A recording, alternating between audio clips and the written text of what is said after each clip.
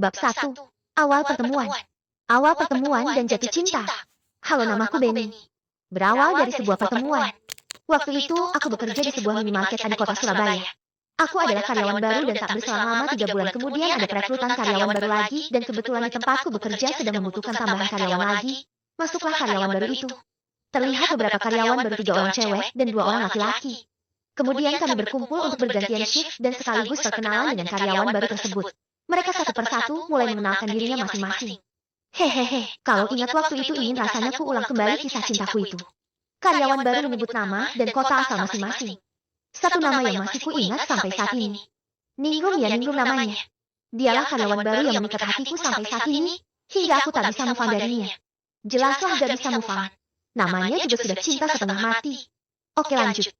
Hari berganti hari hingga seminggu kemudian aku mulai akrab sama Ningrum dan kami pun mulai bertukar nomor handphone, akun sosial media, dan juga kontak BBM. Ya, waktu itu masih viral-viralnya pakai BBM.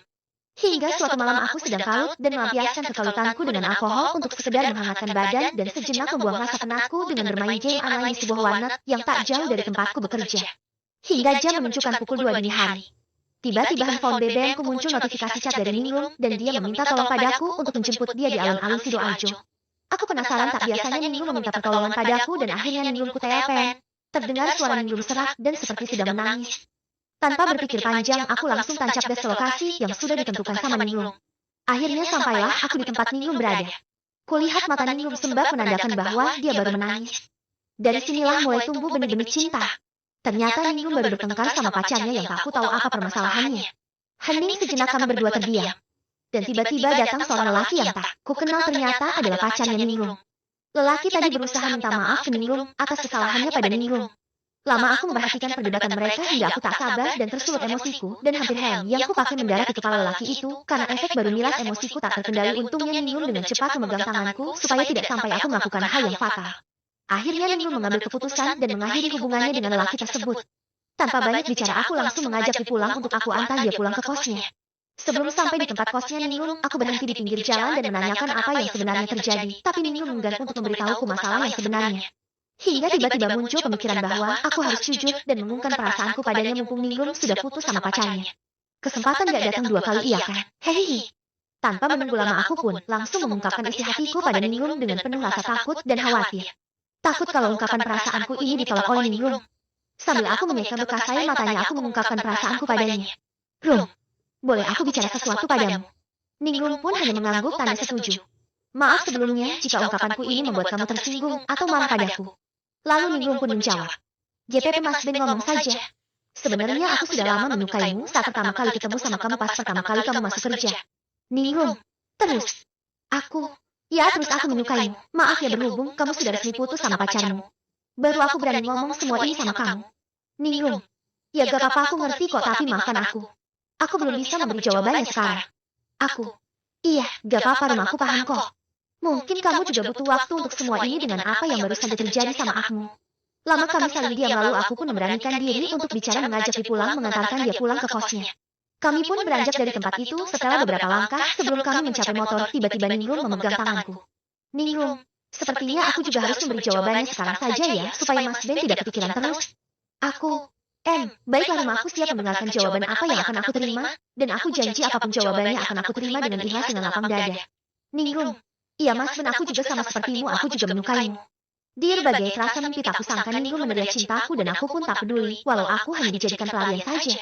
Aku membuang jauh-jauh pemikiran seperti itu. Dan akhirnya kami berdua pun langsung pergi dari tempat itu dan menuju ke tempat kos Ningrum. Setelah sampai di kos Ningrum, aku juga langsung pulang supaya Ningrum bisa langsung beristirahat karena besok kita berdua harus kerja. Keesokan harinya aku masuk shift pagi, ternyata aku dan Ningrum satu shift. Hatiku berbunga-bunga. Pagi ini tak seperti pagi seperti biasanya aku menjalani pekerjaanku dengan sangat bahagia karena pagi ini aku satu shift sama gebetanku. Hehehe. Tak terasa jam istirahat pun tiba, aku dan Ningrum istirahat bergantian. Selesai istirahat kami pun kembali bekerja. Setelah pulang dari kerja kami pergi nongkrong ke sebuah taman yang tak jauh dari tempat kami bekerja. Sesampainya di taman aku tanyakan soal semalam saat Ningrum menerima ungkapan perasaanku. Rum, aku kayaknya mimpi deh. Ningrum, mimpi kenapa memangnya? Ya seperti mimpi aja, gak nyangka ya aku dan kamu sekarang pacaran. Padahal aku sudah was-was kalau kamu bakalan nolak aku. Ningrum, kamu bisa aja. Ya gak apa-apa lah, semua itu harus disyukuri. Tapi ada satu hal yang harus kamu ketahui. Kalau saat ini aku sudah tak suci lagi. Aku gak suci gimana maksudnya? Apa kamu lagi datang bulan Hei? Ningrum, bukan itu maksudku. Aku yang sekarang sudah gak perawan lagi, aku harap kamu bisa menerimaku apa adanya. Apa benar apa yang kamu bilang tadi? Gak lagi bercanda kan? Ningrum, enggak, aku gak lagi bercanda. Kalau kamu berubah pikiran gak apa kok, lagian aku juga sadar diri siapa aku dan salahku sendiri yang tak bisa menjaga diri. Bukan begitu maksudku. Aku malah senang kamu mau jujur, karena kejujuran itu penting untuk memperkuat suatu hubungan seperti hubungan kita saat ini. Kamu tenang saja, aku gak terlalu mementingkan statusmu. Yang penting, intinya, aku menyukaimu apa adanya.